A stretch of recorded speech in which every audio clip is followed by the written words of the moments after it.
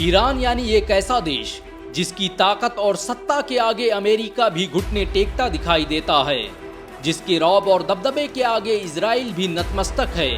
Iran अगर चाह ले तो वो आधी दुनिया की इकोनॉमी को चंद घंटों में ही मिट्टी में मिला सकता है, क्योंकि वो जहां पर स्थित है उसी रास्ते से दुनिया का 40% तेल और माल सप्लाई होता है।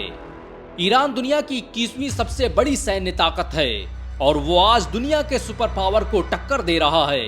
ये तब है जब अमेरिका ने ईरान पर तमाम तरह की पाबंदियां लगा रखी हैं। ईरान की मौजूदा सरकार की स्थापना ही इजराइल का विरोध और अमेरिका के वर्चस्व को खत्म करने के लिए की गई थी। 1970 तक ईरान में पहलवी डायनेस्टी का राज था, जिसे अमेरिका और इजराइल का समर्थन हासिल था, और उस दौर में ईरान अमेरिका का सबसे करीबी दोस्त माना जाता था। 1948 में जब इजराइल की स्थापना हुई तो जिस मुस्लिम देश ने सबसे पहले इजराइल को मान्यता दी थी उसका नाम ईरान था। शाह ईरान के विचारों और उसके अमेरिका समर्थक रवैये को वहां की जनता पसंद नहीं करती थी। इसी बात को लेकर वहां की जनता और सरकार के बीच में टकराव पैदा हुआ, जिसने ईरानी क्रांति को जन्म दिया। 1979 में ईरानी क्रांति के नतीजे में पहलवी राजवंश का अंत हो गया और ईरान में एक नई सरकार का गठन हुआ, जो आज इस्लामी रिपब्लिक ऑफ ईरान कहलाती है। ईरान की इस सरकार को बनाने में भारत के मशहूर आलिम दीन सैयद अहमद मुसावी के पोते रूहुल्लाह खामेनेई का बड़ा योगदान रहा। उत्तर प्रदेश के बाराबंकी जिले में जन्मे सैयद अहमद मुसावी के पोते रूहुल्लाह खामेनेई ने ही ईरानी क्रांति का नेतृत्व किया था और वो ईरान के पहले सुप्रीम लीडर थे। रूहुल्लाह खामेनेई के सत्ता में आने के बाद ईरान अब कामयाबी की ओर अग्रसर था, लेकिन ये कामयाबी अमेरिका और उसके विरोधियों को पसंद न थी, और यही वजह है कि जब उन्होंने अपने परमाणु प्रोजेक्ट की शुरुआत की तो उनके विरोधियों ने उनके वैज्ञानिकों को मरवाना शुरू कर दिया। अमेरिका कभी नहीं चाहता था कि ईरान एक परमाणु शक्ति बने, इसलिए उसने ईरान पर तमाम तरह की पाबंदियां लगा दी, लेकिन ये पाबंदियां ईरान के हौसलों को कम नहीं कर पाईं। और आज कुछ मीडिया रिपोर्ट्स बताती हैं कि ईरान दुनिया का दूसरा मुस्लिम देश है जिसके पास परमाणु हथियार मौजूद हैं। ईरान की सबसे बड़ी ताकत उसकी जियोग्राफी है।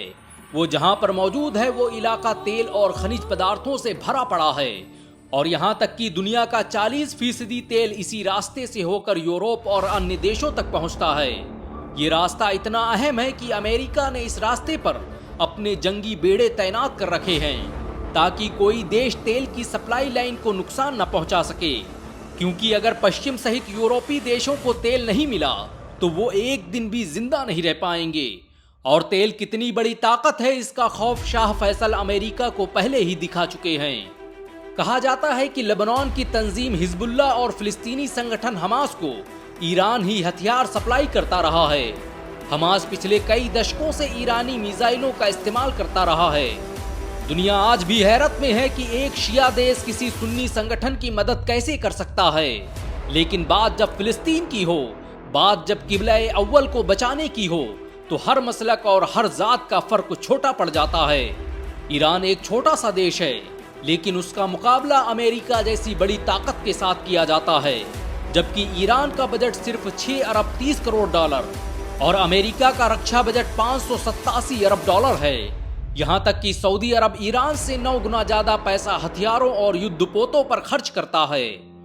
ईरान के पास 50 से अधिक रडार सिस्टम मौजूद हैं। ईरान के पास मौजूद अस्र रडार द्वारा समंदर में 2 किलोमीटर तक दुश्मनों का पता लगाया जा सकता है। ईरान दुनिया का तीसरा देश है जिसके पास GTL टेक्नोलॉजी मौजूद है। ईरान अपने अधिकतर हथियारों का निर्माण खुद करता है। उसके बनाए गए हथियार आज दुनिया भर में इस्तेमाल किए जाते हैं। ईरान के पास दुनिया के सबसे खतरनाक फौजी सैनिक मौजूद हैं। ईरान की सेना में फौजियों की तादाद 6,70,000 से अधिक है। ईरान ने एक स्पेशल फोर्स भी तैयार कर रखी है जिसे इंकलाबी गार्ड के नाम से जाना जाता है। कहा जाता है कि जब किसी मैदान में ईरान ये फौज उतारता है तो वहां पर राख के ढेर के सिवाय कुछ नहीं बचता। ईरान ने पिछले 30 सालों में टेक्नोलॉजी के मामले में खुद को इतना मजबूत कर लिया है कि इजराइल की भी हिम्मत नहीं कि वो सामने से उसका मुकाबला कर सके। ईरान के पास 551 एयरक्राफ्ट, 4000 टैंक, 21 युद्धपोत, 19 पनडुब्बियां और 65,000 बख्तरबंद गाड़ियां मौजूद हैं, जो किसी देश की अर्थव्यवस्था को बर्बाद करने के लिए काफी हैं। इतनी पाबंदियों के बावजूद ईरान आज मिस्र और इजराइल के बाद मिडिल ईस्ट की तीसरी सबसे बड़ी ताकतवर शक्ति बन चुका है। ईरान ने पिछले दिनों शॉर्ट रेंज और लॉन्ग रेंज की ऐसी मिसाइलें तैयार कर ली हैं जिनसे 300 किलोमीटर से लेकर 3000 किलोमीटर तक हमला किया जा सकता है।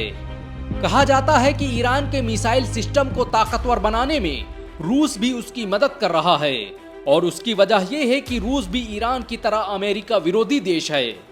2016 में रूस ने ईरान को एक रडार टेक्नोलॉजी दी थी जिसके जरिए ईरान पर होने वाले किसी हमले को रास्ते में ही नाकाम किया जा सकता है।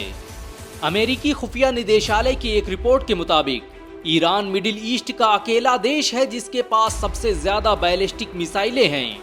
ईरान के पास हाइपरसोनिक मिसाइलें भी हैं जो साउंड की स्पीड से 5 गुना तेजी से हमला करने की क्षमता रखती हैं। ये वही मिसाइलें हैं जिनसे पिछले दिनों ईरान ने इजराइल पर हमला किया था। ईरान में कुछ ऐसे संगठन भी हैं जिनका निर्माण सिर्फ अमेरिका और इजराइल का मुकाबला करने के लिए किया गया है। हालांकि ईरान के रिश्ते मुस्लिम देशों के साथ बहुत ज्यादा अच्छे नहीं रहे हैं क्योंकि उसने अतीत में ऐसी गलतियां की हैं जिन्हें नजरअंदाज नहीं किया जा सकता। ईरान ने खुद को ताकतवर बनाने के लिए रिवर्स इंजीनियरिंग का इस्तेमाल किया और दुनिया की सबसे बेहतरीन टेक्नोलॉजी को अडॉप्ट किया। यही वजह है कि उसके बनाए गए हथियार आज दुश्मनों के लिए चिंता का विषय बने हुए हैं। ईरान को अगर आज किसी मुस्लिम देश का साथ मिल जाए तो वो पूरी दुनिया की भौगोलिक स्थिति को बदल सकता है। ईरान जिस तरह से मुखर होकर फिलिस्तीन की आजादी की लड़ाई लड़ रहा है, इससे सभी मुस्लिम देशों को सबक लेना चाहिए। अमेरिका और इजराइल ईरान को इसलिए भी खतरे के रूप में देखते हैं क्योंकि इस देश का असर इराक, शाम, लेबनान, गाजा और यमन के बड़े इलाकों तक फैला हुआ है। तुर्की और कतर जैसे देश भी ईरान के करीबी दोस्तों में से हैं। वहीं दूसरी तरफ भारत और चीन जैसे देश भी ईरान की मदद करने को तैयार रहते हैं। भारत तेल और गैस बड़े पैमाने पर ईरान से ही खरीदता है। ईरान ही वो देश है जिसमें इतनी ताकत है कि वो खुलेआम इजराइल पर हमला कर सकता है। 57 मुस्लिम देशों में अभी तक किसी में सीधे तौर पर इजराइल पर हमला करने की हिम्मत पैदा नहीं हुई। ये अलग बात है कि सभी मुस्लिम देश खामोशी से फिलिस्तीन की मदद कर रहे हैं, लेकिन जो जरूरत ईरान दिखा रहा है वो तारीख के सुनहरे पन्नों में लिखने के काबिल है। अगर सभी मुस्लिम देश एकजुट होकर विरोधी शक्तियों का मुकाबला करें तो बातिल ताकतों को चंद लम्हों में ही घुटने पर लाया जा सकता है। वैसे ईरान के बारे में आपके क्या विचार हैं, नीचे कमेंट में जरूर बताएं। क्या आप मानते हैं कि सभी मुस्लिम देशों को एकजुट होकर काम करना चाहिए? अगर हाँ तो इस वीडियो को लाइक और शेयर जरूर करें। ऐसी और वीडियो को देखने के लिए हमारे चैनल को सब्सक्राइब करें, बेल आइकन जरूर दबाएं।